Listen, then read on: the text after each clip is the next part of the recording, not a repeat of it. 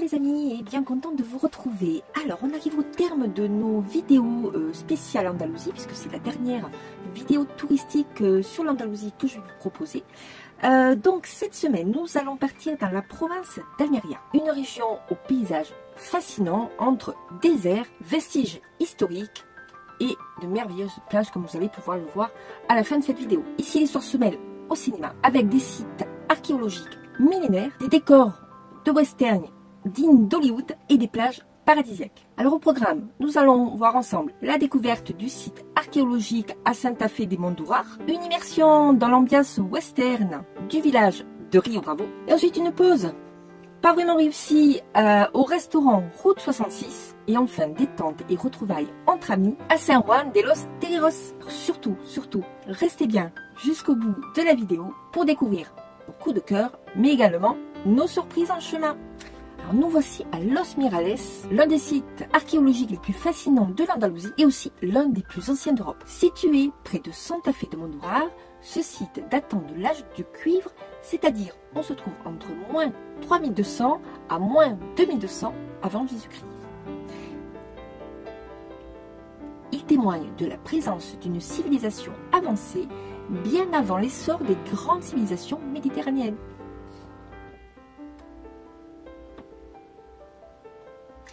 À l'époque, Los Mirales était une véritable forteresse, perchée sur une colline dominant la rivière Andarax. Son emplacement n'était pas choisi au hasard. En plus d'offrir une vue panoramique pour surveiller les alentours, il se trouvait sur un axe stratégique entre la côte et l'intérieur des terres. Cette civilisation était experte en métallurgie et en commerce, notamment du cuivre, une ressource précieuse qui va vraiment bouleverser leur mode de vie. Alors que peut-on voir aujourd'hui sur ce site? Le site est impressionnant par ses vestiges et ses fortifications qui sont très bien conservées. Donc en se promenant dans le site, vous allez voir des remparts monumentaux qui témoignent un peu de la protection très importante du site. Vous allez pouvoir voir une nécropole avec plus de 100 tombes en forme de tholos, c'est-à-dire ce sont des sépultures circulaires en pierre qui ont été mises à jour. Je crois que ce site a une vingtaine d'années, dont les fouilles continuent à se poursuivre constamment. Vous allez pouvoir voir les fondations des habitations qui permettent de comprendre un petit peu comment pouvaient vivre ces personnes à cette époque. Alors l'atmosphère qui règne ici est vraiment unique. Donc évidemment on marche autour de ces ruines, mais il y a quelque chose de particulier qui s'y dégage. Déjà parce que vous êtes dans un paysage, on va dire lunaire, tellement immense qu'on se sent vraiment tout petit. Et on remarque vite qu'en fait ce site à l'époque était très important. D'ailleurs cette cité a été occupée pendant plusieurs siècles. Donc là on n'est pas très loin du désert de Tabernas, donc on sent déjà des montagnes un peu arides, il n'y a pas trop d'arbres, il n'y a pas trop de végétation. Vous allez voir sur la vidéo, c'est quand même assez impressionnant. Alors petit conseil pratique avant de regarder la vidéo, pensez à prendre de bonnes chaussures et surtout de l'eau parce que il n'y a pas beaucoup d'ombre.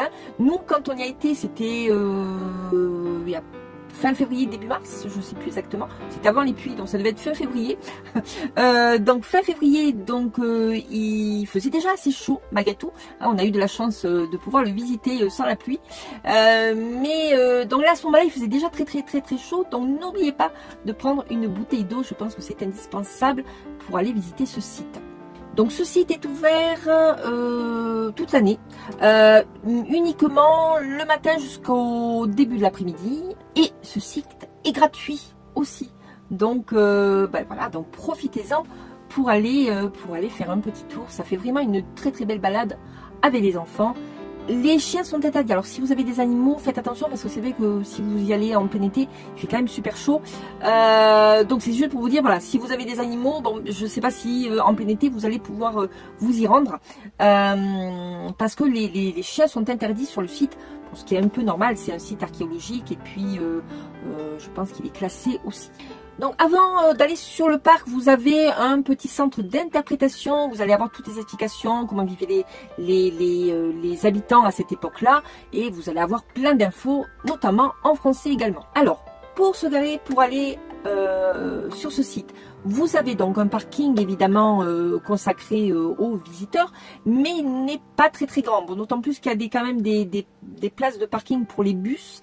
Donc nous, ce qu'on a fait, comme on est un peu long quand même avec notre remorque, on s'est garé en face le site. Vous avez un tout petit emplacement en gravier. Donc là, on s'était posé la veille pour être sur place le lendemain et bon, pour être un peu tranquille aussi et pour être sûr d'avoir de la place. Donc vous avez la possibilité de pouvoir dormir sur ce petit emplacement.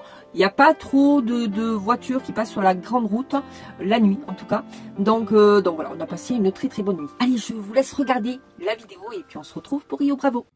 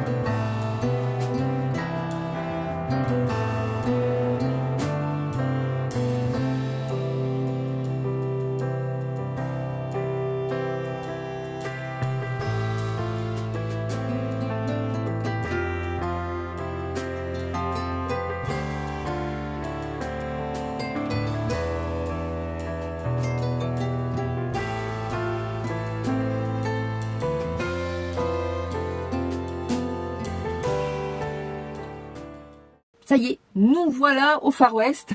On est dans le désert de Tabernas et vous allez pouvoir voir que c'est un paysage aride et spectaculaire hein, qui n'a rien à envier aux plaines américaines. C'est donc pour cela que Sergio Leone, le réalisateur, a demandé à ce qu'on fasse un décor pour ses films qui est devenu donc Rio Bravo. Donc ce village, ben, c'est un village western, hein, donc on se retrouve directement dans cette ambiance western des années 50, 60, 70, puisque ce décor a servi à de nombreux films mythiques, hein, comme Le Bon, la Brute et le Truand, Pour une poignée de dollars, ou encore Il était une fois dans l'Ouest. On est littéralement plongé dans un univers des cow-boys et des duels au soleil. Vous y trouverez de larges rues poussiéreuses, bordées de saloons et des shops, des cow-boys qui déambulent revolver à la ceinture, et puis des spectacles impressionnants avec des cascades, fusillades et combats chorégraphiés à la perfection. Alors honnêtement, les acteurs sont hyper professionnels, ils sont assez rigolos, c'est des petits spectacles. Alors même si les spectacles sont en espagnol,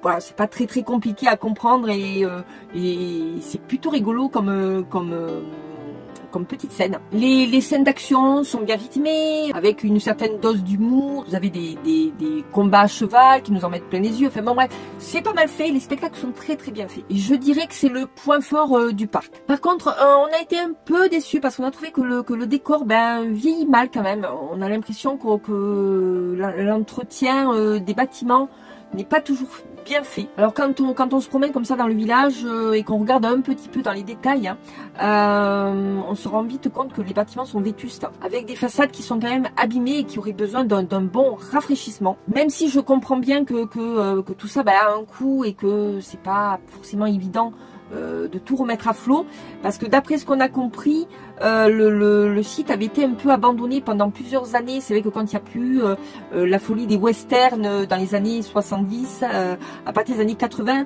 c'est un petit peu tombé dans l'oubli, hein. Donc évidemment que ce village western n'était plus aussi attractif qu'avant, et je pense que c'est là où les décors se sont quand même bien abîmés. Donc a priori ça a été repris, alors on ne sait pas trop si c'est une association, enfin en tout cas ils sont bien aidés par la mairie de Tabernas, ça c'est sûr, mais voilà, je pense qu'ils font ça aussi petit à petit. Alors ensuite il y a quand même aussi un manque d'entretien, je dirais de laisser aller, on va dire. Vous avez des poubelles qui traînent un petit peu aux alentours des rues, Il y a des choses par terre. On a l'impression que quelques endroits sont un peu laissés à l'abandon et puis on accumule un petit peu les vieilleries hein, qui traînent. Bon, voilà. Peut-être un bon nettoyage serait le bienvenu. Et c'est un peu dommage parce qu'il y a un vrai contraste entre les spectacles qui sont quand même bien faits et puis voilà ces petits couacs voilà autour du site qui pourraient être améliorés. En tout cas, si vous êtes fan de western et que vous voulez aller voir un spectacle de qualité, je vous conseille d'aller faire un petit tour tout de même dans le village Rio Bravo. Allez, je vous montre les petites vidéos que nous avons tournées avec Laurent.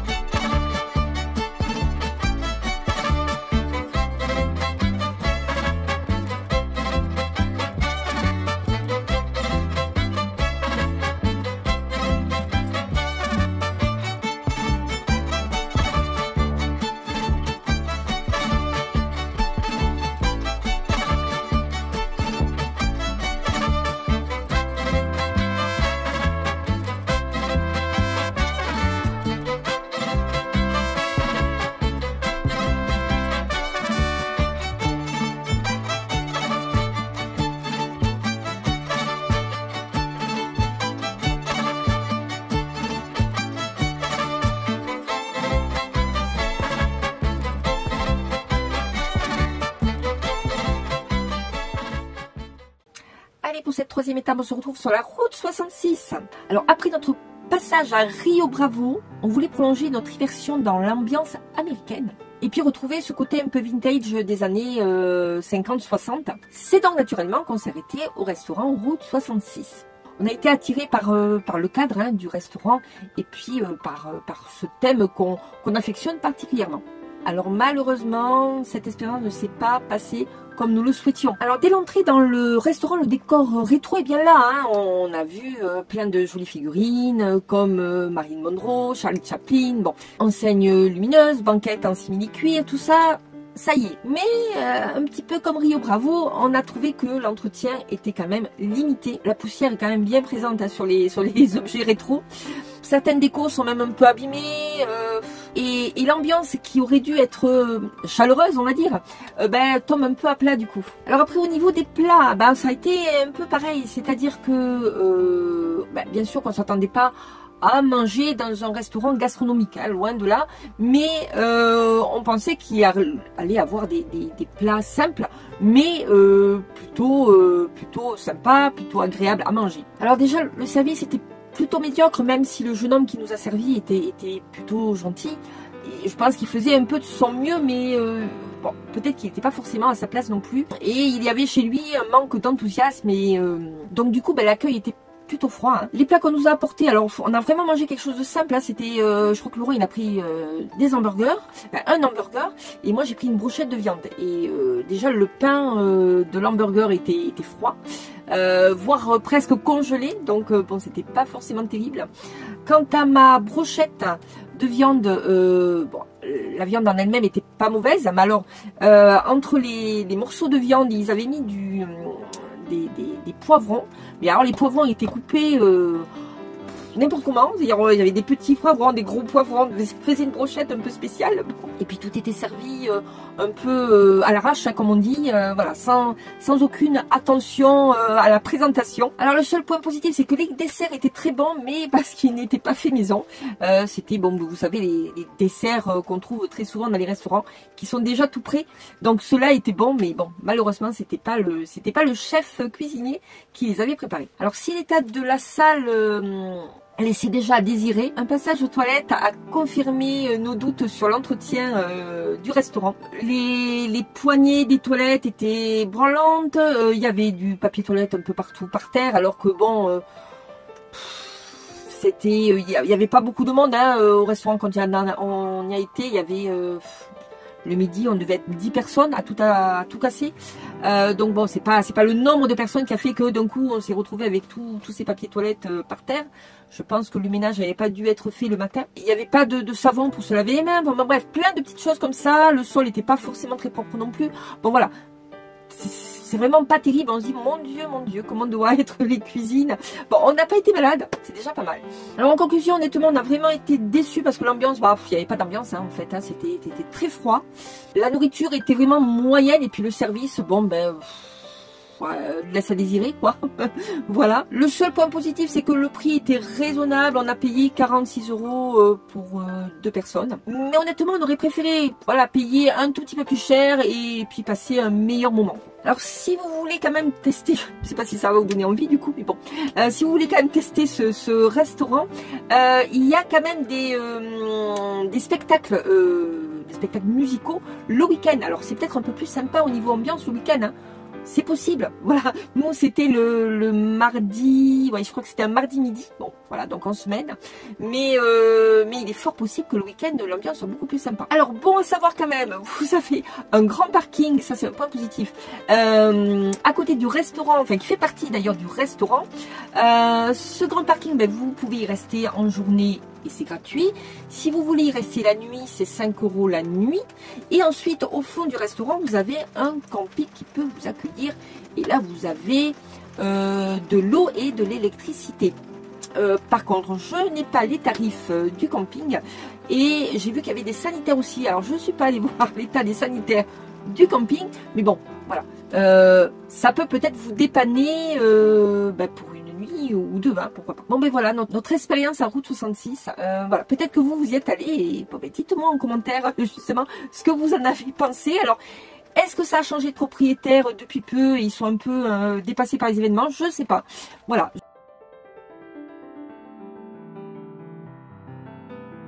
Pour notre quatrième et dernière étape, on s'est arrêté à San Juan de los Terreros. Alors, uniquement pour aller voir nos copains voyageurs. Et donc, on a pris la direction de la mer. Voilà. Alors, c'est vraiment un endroit très très sympa, qu'on ne connaissait pas du tout. C'est plutôt agréable, puisqu'on est quand même en bord de mer. Vous avez plein de petites villes tout autour pour aller faire vos courses, pour aller faire le plein d'eau, etc. Donc, c'est bien positionné aussi pour tous ces services-là. Et donc, vous avez une succession de plages comme ça qui sont vraiment très, très, très, très jolies. Alors, il commençait à pas faire très, très beau quand on y a été, malheureusement. Il y avait beaucoup de vent le jour où on est allé à San Juan, mais bon, on a pu quand même remarquer qu'il y avait de merveilleuses plages. Donc, nous sommes montés au château de San Juan. Et là, vraiment, vous avez une vue magnifique, je vous le recommande. Une vue panoramique sur la ville et également sur la mer qui est magnifique. On a vraiment passé un très très bon moment. Alors ce séjour a été marqué également par des moments vraiment très conviviaux avec nos copains. Donc j'embrasse notamment Bruno et Yolande et la petite famille des Carapates que vous pouvez retrouver sur YouTube également. Pour leur part, ils voyagent en bus aménagé, donc on s'était garé sur un grand parking. Alors on n'était pas tout seul, mais l'ambiance était vraiment sympa et chaleureuse. Donc on ne regrette pas d'avoir stationné sur ce grand parking. Voilà, on a rencontré de nouvelles personnes également. Donc c'est très bien. C'est ça aussi le voyage en camping-car. C'est fait de belles rencontres et des moments de partage. Alors après une première journée plutôt réussie, la deuxième journée, voilà la pluie qui a commencé. Et ça n'a jamais cessé jusqu'à ce qu'on parte d'Espagne. C'était peut-être pour nous le signal du retour vers la France. Alors même si notre passage à San Juan de los Terreros a été un petit peu écourté, c'était vraiment sympa. On a vraiment beaucoup apprécié ces 2 journées conviviales. Ça restera pour nous quand même un très très bon souvenir. Alors pour les camping-caristes, donc on était, comme je vous disais, sur ce grand parking qui est gratuit. Il y a beaucoup de monde. Alors vous avez beaucoup de parking en fait tout le long du bord de plage en fait, où vous pouvez stationner. Il n'y a pas encore de barrière. Bon, écoutez, voilà. Il faut peut-être en profiter, peut-être que dans quelques temps il y en aura, parce que c'est vrai qu'il y a quand même beaucoup de camping-cars tout le long de la plage. Et vous avez quand même une aire de camping-car pas très loin de ces parkings. Et pour faire le plein d'eau, je crois que c'est environ 5 €. Allez, je vous montre quelques petites images sur la plage de San Juan de los Terreros et on se retrouve pour la conclusion.